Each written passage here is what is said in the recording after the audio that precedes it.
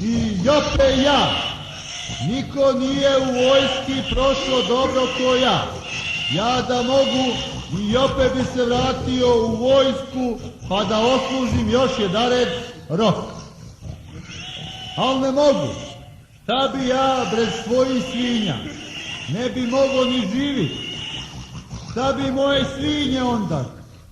Ko bi ih pritovaro po avliji? Šta bi da bude kakvog udara? Volio bi ja, samo da nije svinja.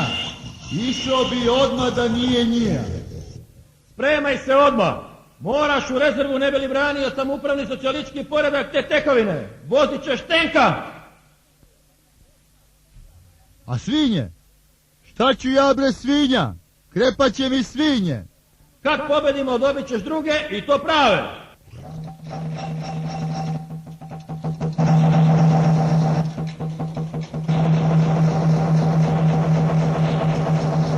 Ja volim kad sam u vojsci. Samo da mi nije da moram mislit na svinju. Valjda ću ih brzo zaboravit, pa ću bez brige vozit tenka. Ja nikad nisam vozio tenka. A kažu moraš, sve što znalo vozit, uteklo. Kad znaš vozit traktora, a znam, onda znaš i tenka. Ja sam inače taki da ne bi ni mrava zgazio, a kamoli svinju ili čovjeka. Al, kad mi ovako naiđe kakvi auto, ja to odmah kako je naredito.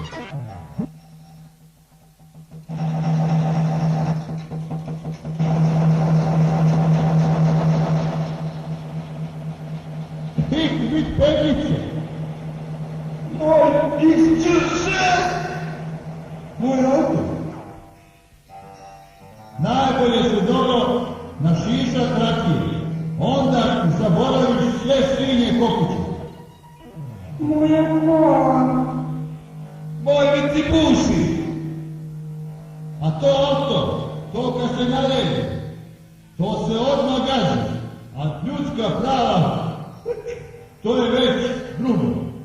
Moj dijete! I moje! Ne bi ja nikad gazio ljudska prava, mi smo armija bogati. Ua, ne mrdemo odavde. Aj, gađi ako si pravi. Svojim stopima branit ćemo svoje pragove, stopove, prozore, nekvije. Ej, komandante, vid, vozim pred ruku. Vrlo dobro, Bajniće. Služi narodu. Koji pune? Ovo moje auto. A tako moja baby. Moja kućna Vojnice. Čestita Vojnice, pobedili smo ih. Sad je sve naše, odvešćemo te kući. Kod mojih svinja. Svinje, gdje su mi svinje? Pa di su? Ukinuli smo take svinje. U novom postavljenom poredku mora da budu primarene svinje. Ne možeš ti da držiš šta ti hoćeš. Evo ti nove svinje ko što smo i obećali, nove. Pa kakve su vam to svinje? Take kakve i treba da budu. Prohodno.